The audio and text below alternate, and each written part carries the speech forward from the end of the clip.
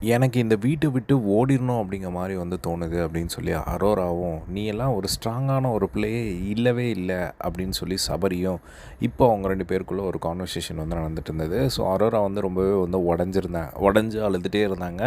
அதுக்கான காரணம் வந்து கமருதீன் வந்து விஜய் பார்வதிய வந்து கடுப்பேத்த தான் என் கூட க்ளோஸா இருந்தேன் அப்படிங்கிற ஒரு சில விஷயங்கள் வந்து சொன்னத அவங்களால ஏத்துக்கவே முடியல.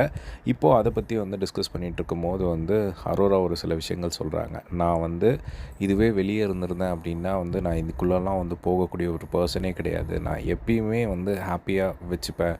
என்ன நானே வந்து நான் ஹாப்பியாக வச்சுக்கக்கூடிய ஒரு பர்சன். லைட்டாக சோகமா இருந்தா கூட வந்து எங்கேயாவது வெளியே நான் ஹாப்பியாக ட்ரிப்புக்கு கிளம்பிடுவேன். ஸோ நான் அதே மாரி நான் யாராவது ஒருத்தர நம்பிட்டேன்னா வந்து அவங்களுக்காக வந்து ஃபுல்லாக வந்து இருப்பேன்.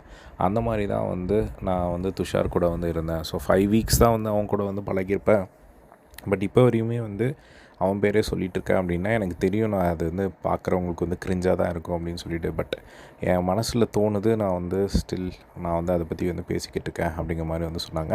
அதுக்கப்புறம் கமருதீன் கூட வந்து நான் அவ்வளோ இதுவாக வந்து பழகினேன். ஆனால் இப்போது லாஸ்ட்டாக வந்து என்னை உடைக்கிறான் அவன். ஒவ்வொரு விஷயமும் சொல்லி இந்த மாதிரியான விஷயங்கள் வந்து நடக்கும்போது எனக்கு என்ன தோணுது அப்படின்னா, இந்த வீட்டை விட்டே வெளியே ஓடிடணும் அப்படிங்கிற மாதிரி வந்து எனக்கு தோணுது அப்படிங்கிற மாதிரி வந்து அவங்க சொல்லிட்டு இருந்தாங்க. ஸோ நான் இந்த வீட்டுக்குள்ளே நான் எப்பயுமே ஹாப்பியாக இருக்கக்கூடிய ஒரு பர்சன். ஆனால் இந்த வீட்டுக்குள்ளே வந்ததுலேருந்து நான் 1 இயருக்கு தேவையான அழுகையே இந்த வீட்டுக்குள்ளேயே வந்து நான் அழுதுட்டேன் அப்படிங்கிற மாதிரி வந்து அவங்க சொல்லிக்கிட்டு இருந்தாங்க. அதுக்கப்புறமா இதெல்லாம் வந்து கேட்டுட்டு சபரி வந்து ஒரு நல்ல அட்வைஸ் கொடுத்தாரு. ஸோ இப்போ உங்ககிட்ட நீ சொன்ன விஷயங்கள்லேருந்து எனக்கு என்ன புரியுது அப்படின்னா, நீ ப்ராப்ளமை வந்து ஃபேஸ் பண்ணதே கிடையாது அப்படிங்கிறது மட்டும் தெரியுது. ஸோ நீ அந்த ப்ராப்ளமை ஃபேஸ் பண்ணால் தான் உனக்கு வந்து ஒரு தைரியம் வரும். ஸோ அதுக்கான ஒரு இடமா இதை வந்து நீ பார்த்துக்கோ. ஸோ வெளியே இருந்த அப்படின்னா உனக்கு ஒரு ப்ராப்ளம் வருது, நீ டிப்ரெஷனில் போய் நீ தப்பான வழிகளுக்கு போகிறதுக்கு வாய்ப்புகள் இருக்குது. ஆனால் இங்கே அந்த விஷயங்கள் எதுவுமே நடக்காது. ஸோ நீ அதனால் ப்ராப்ளமை ஃபேஸ் பண்ணி ஹேண்டில் பண்ண கற்றுக்கோ. ஸோ அது வந்து உனக்கு ஹெல்ப்ஃபுல்லாக வந்து இருக்கும். அதே மாதிரி இங்கே எல்லாருமே வந்து சொல்கிறாங்கல்ல, நீ ஸ்ட்ராங்கான பிளேயர். நான் சொல்கிறேன், நீ ஸ்ட்ராங்கான பிளேயர் கிடையாது. ஏன்னா உன்னை ஈஸியாக எப்படி உடைக்கணும்னு சொல்லி இப்போ ஒரு சில விஷயங்கள் வந்து சொல்லி உடைக்கிறாங்கல்ல, அதனால் நீயும் உடையிறல்ல. ஸோ அதனால் நீ ஸ்ட்ராங்கான பிளேயர் கிடையாது. ஸோ தயவு செஞ்சு இதெல்லாம் கரெக்ட் பண்ணிக்கோ அப்படிங்கிற மாதிரி வந்து சபரி வந்து சொல்லிக்கிட்டு இருந்தாங்க. அதுக்கப்புறமா வந்து உனக்காக நிறைய ஃபேன்ஸ் வெளியே வந்து இருக்காங்க, நாங்கள் இருக்கோம், கண்டிப்பாக உனக்காக வந்து நாங்கள் இருக்கோம் அப்படின்னு சொன்ன உடனே வந்து பார்த்திங்கன்னா சபரியும் சுபிக்ஷாவும் வந்து சொன்னாங்க.